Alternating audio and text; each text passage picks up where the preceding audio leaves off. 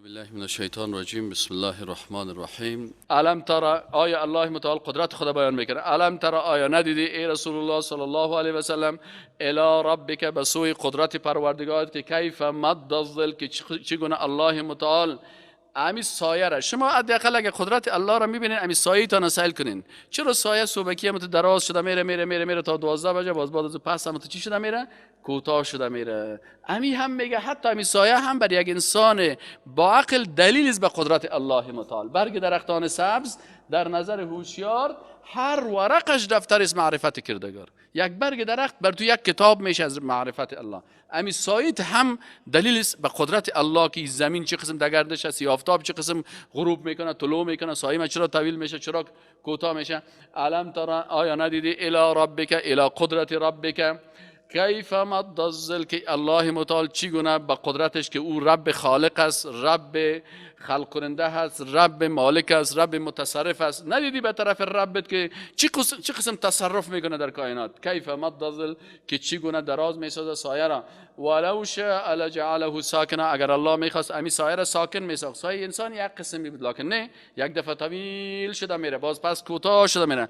ثم جعلنا الشمس علیه دلیلا، سپس گردانیدیم آفتاب بالای از او دلالت کننده.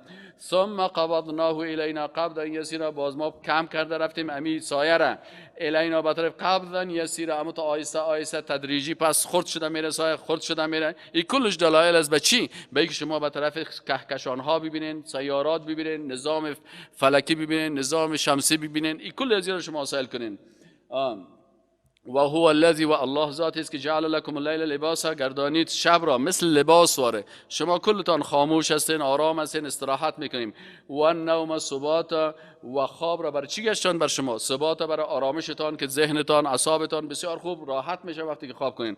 و جعلنا النهار نشورا، و گردانید الله متعال روز برای چی؟ وقتی نشر که در بین مردم چی شوین، منتشر شوین، کار بکنین، زحمت بکشین براین. و هو الذی ارسل الرياح، دیگه قدرت الله چی است؟ دیگه قدرت الله ای است که الله متعال الذی، و ذات با قدرت است که ارسل الرياح، که میفرسته چی را؟ بادها را، بشرا مژده دهنده، بین یدی رحمت، پیش از اینکه رحمت الله که باران الله نازل شود، قبل از این اما تو یک شمال میشه. و انزلنا من السماء ماء طهورا، الله متعال میگه باز ما نازل میکنیم از آسمان آبی را که طهورا، پاک است. لنحیی به بلدة میتا، تا ما زنده بکنیم یک شهر را که واچی شدن، همون شهر مرده هست. زمین سعی کنی که اما توتا کفیده، وقتی که باران میشه دوباره شاداب میشه، زنده میشه. لنحیی، تا زنده بسازیم به توسط اینمی آب، بلدة میتا، یک زمین یا منطقه را که میتن، که مرده هست. و نسقیه مما خلقنا انعاما، و همچنان آب میتیم مما خلقنا، از آن چیزی که ما خلق کردیم، انعاما چارپایان را، و اناسی کثیرا، و بسیاری از انسانها را. ولقد صرفناه بینهم، و یقینا الله متعال میگه که ما چی کردیم؟ بیان میکنیم به اشکال مختلف و ایره تغییر میتیم، این طرف و او طرف بین هم در میانشان. لیذکروا، تا که اینا تمام امی دلایلی که بیان میشه، دلایلی که با اقسام مختلف با تغییرات زیادی در بین از اینا بیان میشه، تا که از هر کدام از او چی گیرن؟ لیذکروا، تا که از این خوب پند بگیرن. فابى اکثر الناس الا کفورا، پس ابا ورزیدن اکثریت مردم. چرا؟ این ابا ورزیدن از اینا نبود مگر به خاطر چی؟ کفران و ناسپاسیشان. کفران چی است؟ که اینا حقیقت توحید درک نکردن، از این خاطر ناسپاس هستن، الله را نشناختن، صفات الله را نشناختن. ولو شئنا لبعثنا فی کل قریه نذیرا، اگر میخواستیم لبعثنا، میفرستادیم، فی کل قریه، در هر قریه، نذیرا، ترساننده. پس ما بر تو فقط بر کل جهان تو پیغمبر فرستادیم. اونطوری میتونستیم مثل بنی اسرائیل ورد هر قریه یک می بود. نه، الله متعال میگه که ما تو را به تمام بشریت فرستادیم. پس وقتی که تو دعوتگر هستی و تو پیغمبر بر تمام بشریت هستی، فلا تطع الکافرین، پس اطاعت از کافران، فرمانبرداری از کافران نکو. و جاهدهم به جهادا کبیرا، و به امرای کافران جهاد بکو، جهاد بسیار بزرگ. و هو الذی، و الله دیگه قدرتش چی است که مرج البحرین، دو بحر را یک جای خلق کرده، یک جای کرده دو بحران. هذا عذب فرات، یکیش که است آب شیرین داره، فراتون که این تشنگی رو دفع میکنه. و هذا و این بحر دیگه که از چی است؟ ملح، آب شور است، اجاجون بسیار امت شوره که آب بحر که بگویی باز تلخ است. ما خوردیم یک وقت، ما یک جای رفتیم در کشور اروپایی ما اصل بودیم، باز چون ما پیسه نداشتیم دیگه، اونجا هم یک گلاس هم یک بوتلکه $1.5 بود. باز نلا که میرفتی آب چی بودک؟ آب همین بحر بود. باز ما بینی خودم واقعا میگرفتیم، همین دمیدان خود همین دان نل میمانیم دیگه. خوب میخوردیم که میخوردی شور شور شور شور، همین خلاص که میشه باز همین گلون تمام تلخ مزه میداد. خب مقصد باز دومونمو گزاری خودم میکنیم تا که از مملکت تیر شدیم و رفتیم برای درس خوان. پس این الله متعال میگه که دو تا بحر است، یکیش آب شیرین است، این طرف آب شیرین است، این طرف دیگه آب شور است. الله متعال میگه هذا ملح و جعلنا بینهما برزخا. اینی دلیل چی است که آل بسیاری از دانشمندا امیر کشف کردن، آل دو بحر کشف کردن که این طرفش یک قسم آب است، این طرفش آب دیگه هست، اردوشان با هم پیوست میرن، لکن این آب با این آب دیگه چی نمیشه؟ خلط نمیشه به قدرت الله. بین از چی است؟ برزخ است، یک فاصله است، فاصله که او دیگه از نگاه علمی و کامپیوتری و ساینسی و فاصله را اونا درک میکنن که چه قسمت یک خط حائل از بین از اینا که آب ازی با آب ازی دیگه چی نمیشه؟ گت نمیشه. در روایت دیگه میگه مرج البحرین یلتقیان بینهما برزخ لا یبغیان و جعل بینهما برزخا و حجرا محجورا. و در بین از اینا برزخ است، یک پرده است، و حجر محجورا و یک بند محکم است. یعنی در بین از اینا یک چی است که او را علمای ساینس، علمای تکنولوژی، علمایی که بحرشناس هستند ایره کشف کردن. و اینی چیزی را که قرآن عظیم شان 14 قرن قبل گفته، این مردمای عقب مانده و مردمای عصر جاهلیت و مردمایی که در تکنولوژی نمیفهمن ایره نمیفهمن، لکن انسان‌های متخصص مسلکی ساینسدان وقتی که قرآن میفهمن که 14 قرن قبل نازل شدن و این مسائل است که امروز ساینس را کشف کردن، اکثریت ساینسدانا یا چی میشن؟ به قرآن عظیم شان تسلیم میشن و مسلمان میشن و میگن این کتاب الله است. و هو الذی خلق من الماء بشرا، و الله ذاتی است که خلق کرده از آب بشر را. یعنی انسان، اصل انسان یکی اصل است یکی نسل است. اصل انسان از خاک است، نسل انسان از آب است. پس الله متعال میگه که خلق کرده از اونمو آب بشرن، انسان را به شکل کروموزوم های جنسی XXXY، فجعله نسبا و سحرا. باز از اینا گردان، فجعله پس ساخت از اینا چی؟ نسبا، در بینشان که نسب پیدا میشه، رابطه نسبی، و سحرن و رابطه چی؟ داماتی. این باز بعضی ها نسبی قومتان است، بعضی خیشی که ما به شما میگیم نه، میگیم قوم است نسب، و سحر چی؟ یکی قومی است یکی خیشی. نسبا و سحر قومی و خیشی. و کان ربک قدیرا، و یقینا که است رب تو پروردگار تو قدیرا بسیار قدرتمند. و یعبدون من دون الله، و متاسفانه این مردمای بیدین عبادت میکنن من دون الله بغیر از الله متعال. 6 قسم عبادت میکنن: عبادت فکری 1، عبادت قلبی 2، عبادت زبانی 3، عبادت بدنی 4، عبادت مالی 5 و عبادت قانونی 6. و یعبدون، و اینا 6 قسم عبادت هم میکنن برای کی؟ من دون الله بغیر از الله متعال. ما لا ینفعهم، با او مخلوقاتی که بر از اینا منفعت نمیتونن رسانده، ولا یضرهم، و برشان ضرر هم رسانده نمیتونن. و کان الکافر علی ربه ظهیرا، و کان الکافر، و هست کافر علی ربه به پروردگارش ظهیرا. ظهیر چرا میگه؟ که یعنی روی خدا به طرف خالق خود دور میته. ظهر پشت میگه. و کان الکافر، و هست کافر علی ربه به پروردگارش ظهیرا پشت دور دهنده. و ما ارسلناک الا مبشرا و نذیرا، و ما ارسال نکردیم یا نفرستادیم تو را ای رسول الله صلی الله علیه و سلم مگر مبشرا بشارت دهنده و نذیرا و ترسانده. قل ما اسالکم علیه من اجر، بگو که مسئول نمی کنم شما را علیه بر وی من اجر، هیچ اجر مزد، الا من شاء، مگر کسی که بخواهد ان یتخذ الی ربه سبیلا، مگر کسی که بخواهد که به پروردگار خود چی بگیره؟ راه بگیره، یعنی به طرف الله روان شود. رسول الله صلی الله علیه و آله میگه که بگو من در مقابل این دعوت خود کدام مقصد ندارم که از شما پول تقاضا بکنم یا پیسه چیز تقاضا بکنم. ما اسالکم علیه من اجر، الا من شاء ان یتخذ الی ربه سبیلا، مگر ای که انسان هایی که میخواین به پروردگار خود، یعنی هدف معنی است که انسان ها هدایت شوند و به طرف پروردگار خود امر راه درست تعقیب بکنن. و توکل، و الله متعال میگه که ای رسول الله صلی الله علیه و آله، ای دعوتگر مسلمان، وقتی که تو به طرف دین الله دعوت میکنی، باز اینجا عبادت قلبی توکل است. اینال تو قلبت به الله داشته باشی، عبادت قلبی را انجام بدی. و توکل علی الحی الذی لا یموت، و توکل بکو به اون ذات زنده حقیقی. متوجه هستین؟ یک صفت ذاتی هست، یکی صفت موهوبی. الله که صفاتش ذاتی هست، از ما و شما موهوبی هست. موهوبی چی معنی؟ که او را ذات وهاب هبه کرده. موهوب بر ما و شما، مثلا زندگی ما و شما را ذاتی نیست، این توفیق الله هست که برای ما و شما داده. اما زندگی الله که زندگی ذاتی هست، زندگی حقیقی است. و توکل بکن علی الحی، به او ذاتی که زنده حقیقی است. صفات از او ذاتی هست، نه صفاتی که مثل ما داریم موهوبی. الذی، او ذاتی که لا یموت، نمی میرد. و سبح بحمده، و تسبیح بگو بحمده، بحمد الله. و کفى به بذنوب عباده خبیرا، و کافیست به الله که با خبر باشه از گناه های بنده هایش. یعنی الله متعال گناه های بنده های خدا میفهمه. تو فقط دعوت تا بگو دیگه، محاسبه کارتون نیست. الذی خلق السماوات والارض، او ذاتی که خلق کرد آسمان ها و زمین و ما بینهما، و آنچه که در بین آسمان و زمین است، فی 6 ایام، در 6 شبانه روز. ثم استوى علی العرش، پس الله متعال قائم شد علی العرش، بر عرش استوا نمود، بر عرش کما یلیق بجلاله و عظمته. الله متعال به عرش امو قسم قرار گرفت مثل که به جلال و عظمت خالق متعال شایسته هست. تعویل نمی کنیم، تعطیل نمی کنیم، چی نمی کنیم، مثلا لا نؤوله ولا نشبهه، تشبیه هم نمی کنیم. امو گپ امام مالک رحمت الله علیه است که الاستواء معلوم، کیفش مجهول است، کیفیتش چون مربوط به غیب میشه. ایمان به او واجب است، چرا که الله متعال گفته ثم استوى علی العرش. و سوال از این چی است؟ بدعت است. پس اینی قسم عقیده انسان داشته باشه. الرحمن فاسأل به خبیرا، الله متعال ذات رحمان است، پس سوال بکو از او، از چی؟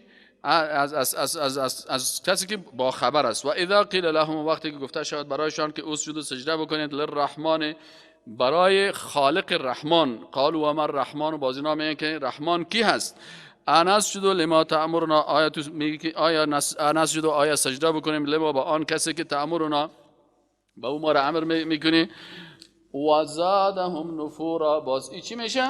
بازی بر از اینا هنوز نفرتشان زیاد میکنه. تبارک الذی جعل فی السماء بروجا و جعل فیها سراجا و قمرا منیرا. تبارک الذی، تبارک بسیار با برکت است، یعنی منزه است از عیبها، و صاحب جلال و عظمت است. الذی، ذاتی که جعل فی السماء، که گردانیده است در آسمان، بروجا، برجها را، و جعل فیها، و گردانیده است در آسمان، سراجا، چراغ را، و قمرا منیرا، و ماه را که او روشن است. و هو الذی جعل اللیل و النهار، الله ذاتی است که خلق کرده است چی را؟ اللیل، شب را، و النهار، و روز را، خلفتن، که یکی پی از در پی دیگه میره. لمن اراد، برای کسایی که ان یذکر، که از چی بگیره؟ پند بگیره. یعنی همین خلقت شب و روز، این هم یک درس است برای شناخت خالق متعال، در صورتی که کس بگیره. او اراده شکر، یا کسی اراده توحید بکنه و شکر بکنه. و عباد الرحمن، آل صفت بیان میکنه الله متعال، چند صفت از صفات بنده های حقیقی خدا بیان میکنه. این صفات اگر کس داشته باشه، اینی بنده های حقیقی الله هستند. و عباد الرحمن، و بنده های رحمان، این اضافت تشریفی است، یعنی بنده هایی که مشرف هستند، معزز هستند، مکرم هستند پیش الله رحمان. الذین، کسانی هستند که اینی صفات دارند. اول صفتشان چی است؟ که یمشون علی الارض حونا، که اینا در زمین به تواضع را میرن. تواضع چی است؟ که نه بسیار تیز و نه بسیار آهسته آهسته و خرامان و سر خودک بلند بگی و کلانکاری کن. این انسان ها در زمین وقتی که میرن متواضع میباشن. اول صفت بنده های مؤمن حقیقی که در قلب از اینا تکبر نیست، با بسیار تواضع در زمین میرن. و اذا خاطبهم الجاهلون قالوا سلاما، وقتی که مخاطب شو به امر از اینا مردمای جاهل میگن سلام علیکم، خلاص سلام علیکم. بعضی کسا جاهل از دو میزنه، دشنام میته، بد میگه، زشتی کارهای زشت میکنه. انسانهای مسلمان و دیندار کست او در زبانش همیشه سلامتی هست، دعای سلامتی هست، دعای خیر است. الله هدایتتان کنه. والذین یبیتون لربهم، کسانی هستند که یبیتون، بیتوته یعنی شب تیر کردن میگن، کسانی که شب میگذارن لربهم بر پروردگارشان، سجد و قیام، در حالی که در سجده و در قیام هستن. یعنی تا زمانی که مثلا خواب میکنن اینجا در عبادت الله میباشن، در نیمه شبها هم بر عبادت الله میخیزن، در سر شب، در وسط شب، در آخر شب. والذین، و کسانی که صفت دیگه از این مؤمنات چی است؟ یقولون، میگوین ربنا اصرف عنا عذاب جهنم، کسایی هستند که اینا وقتی که دعا میکنن توسل میکنن، توسل به نامهای الله میکنن و میگن که ربنا، ای پروردگارا، اصرف عنا عذاب جهنم. یعنی انسانهای مؤمن حقیقی قلبش در بین خوف و رجا می باشه، اگرچه تمام شب، در سر شب، در وسط شب، در آخر شب، روز همیشه عبادت الله را میکنه و اطاعت از الله میکنه، لکن باز هم از دوزخ میترسه، از عذاب الله میترسه، از عدالت الهی میترسه. از این خاطر همیشه میگه که ربنا، ای پروردگار ما، اصرف عنا عذاب جهنم، باز دار از ما عذاب جهنم را. اینا کسایی که دیگرها را میگه بیا دیگه ما پاک شدیم، قلب ما پاک شده، ما دیگه جنتی هستم، بیا که شما را چی کنم، مال تو را تزکیه کنم. آیت قرآن میگه که یا دروغ میگه یا بنده های حقیقی الله نیستن. چرا انسان مؤمن که است این چی میکنه؟ عادتش است که از عذاب دوزخ تا آخرین لحظه زندگی خود میترسه. این عذابها، یقینا که عذاب دوزخ که است، کان غراما، هست یک مصیبت بزرگ، بسیار خطرناک است والله. انها ساعت مستقر و مقام، امید دوزخ که است بسیار زشت است، ام از نگاه استقرار، که کسی در اونجا استقرار پیدا بکنه و هر کسی که در اونجا جای اقامتش باشه، اونجا که برای بسیار سخت است. دیگه صفت مؤمنای حقیقی چیز، والذین اذا انفقوا، دیگه صفات انسانهای مؤمنی است وقتی که نفقه میکنن، مصرف میکنن، در اینجا وسطیت در نظر میگیرن. وسطیت چی است؟ که نه اسراف میکنن و نه هم بخیلی. لم یسرفوا، اسراف یعنی اسراف، یکی اسراف است، یکی تبذیر است و یکی تقتیر. این سه اصطلاح در اقتصاد اسلامی هست. ایناله اسراف چی است؟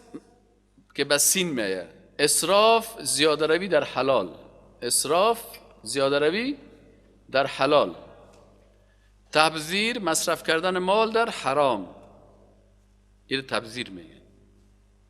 کس در حلال مثلا 1 کیلو گوشت بسش میکنه، این چی میکنه؟ این با 3 کیلو رو میگیره، از 2 کیلو 1 کیلوش میخوره، 2 کیلوش باز پلاستیک تو میته، در باطلدانی میپرته، این اسراف میگه.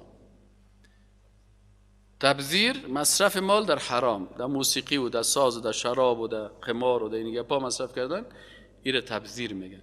و تقتیر، بخیلی در نفقه حلال. مثلا میتونه امشب برای فامیل خود 1 کیلو گوشت ببره، هر شب بابی اولادا رو سعی کنی که می دال دیگه در خلطهش در پشتش است، خانه پر پلاو 1 کیلو گوشت هم خود میتونی بخری. این مادر اولادای بیچاره رو سعی کنی که او بیخی دیگر از پیش دکتر میبره، میگه سوی تغذیه است، برش غذا نیست.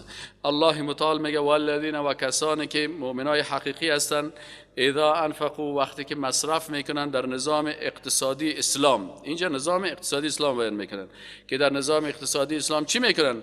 لم یسرفوا، نه اسراف میکنن، نه در چیزهای حلال بسیار مصرف میکنن. مثل که در وطلا حال فعلا نام عروسی را میبینن عروسی اسلامی، خوراکایش سعی کنی که نیم خوراک اوس میپرته، نامش اسلامی، دسترخوانش اسرافی.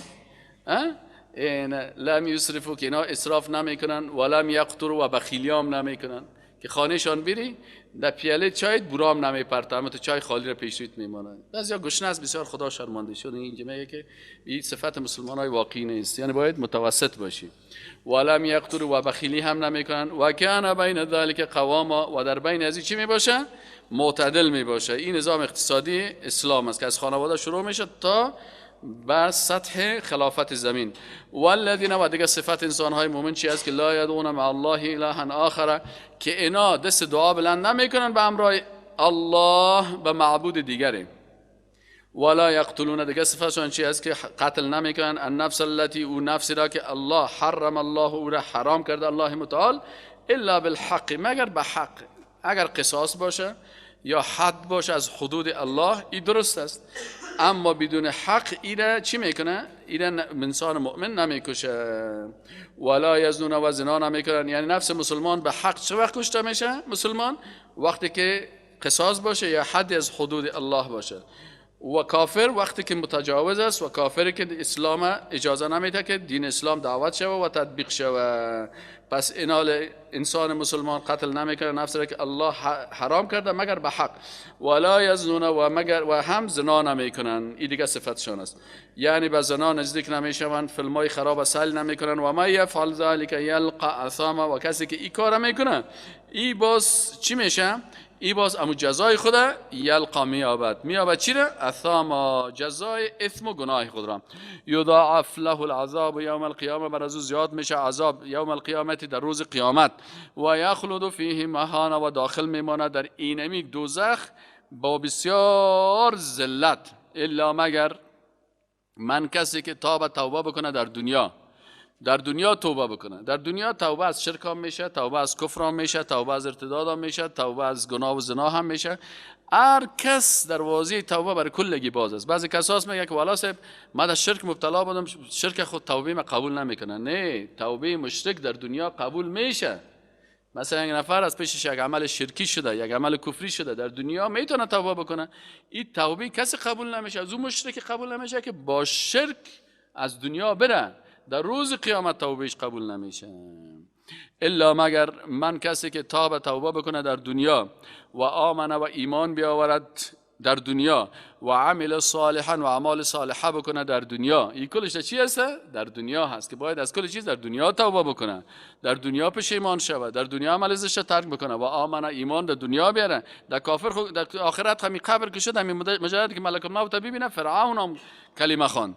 و آمنه و عمل صالحا و عمل صالحه بکنن فاولئک یبدل الله، اینی مردم که هستن ولو که در این گناه های خطرناک مبتلا هستن مثل زنا و قتل و اینمی کارهای قبلی زشتی که مثلا اینا کردن، دیگه الله متعال میگه فاولئک یبدل الله سیئاتهم حسنات. چه ذات مهربان است و چه خوشخبری هست که الله متعال بر از این مردم تبدیل میکنه امو زشتی های از اینا را بر نیکی ها. ان الحسنات یذهبن السیئات.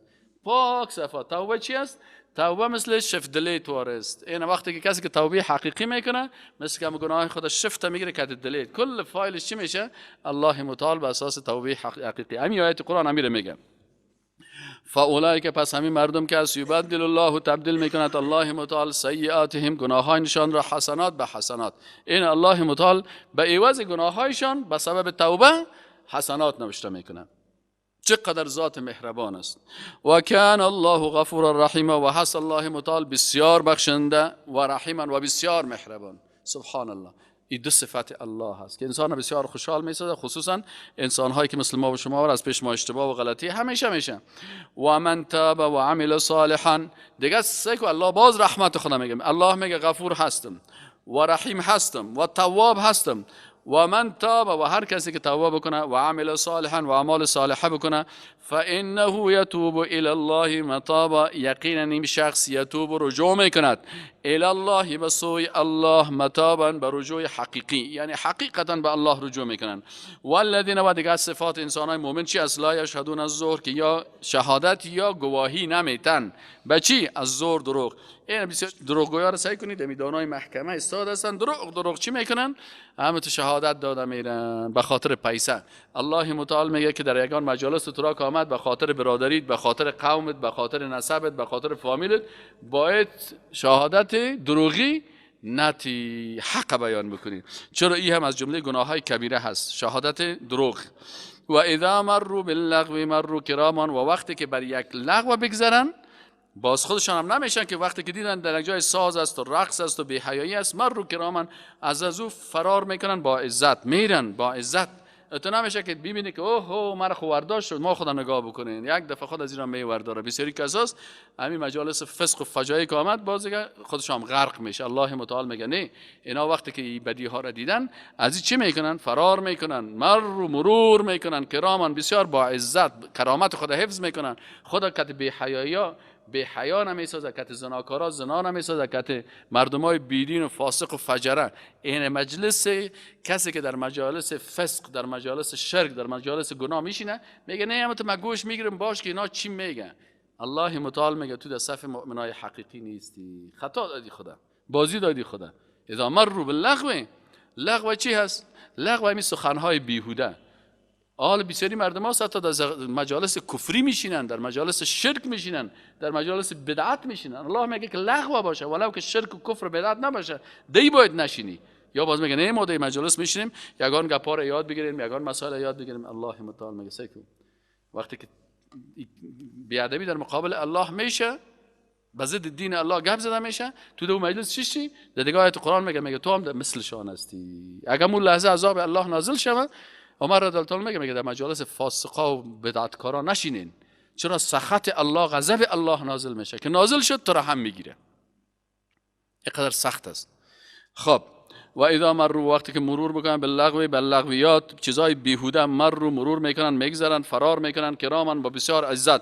والذین، و کسان دیگه صفت از انسانای مؤمن حقیقی است که اذا ذکروا بآیات ربهم، وقتی که بر از اینا دلایل قدرت الله، آیات الله، قرآن و سنت برشان بیان میشه، لم یخروا علیها صما، باز ات نمیشه که وقتی که آیت برش بخوانی یا حدیث برش بخوانی بازیا مثل کر و کور واره خدا بگیره، صما و عمیانا، که ما نشنیدیم. نه، وقتی که آیت شنیدی بگو باش که آیت برای ما چی میکنه، ما چی عمل کردیم، این حدیث آیا ما به این عمل بکنم نکنم، بالای ما هست نیست.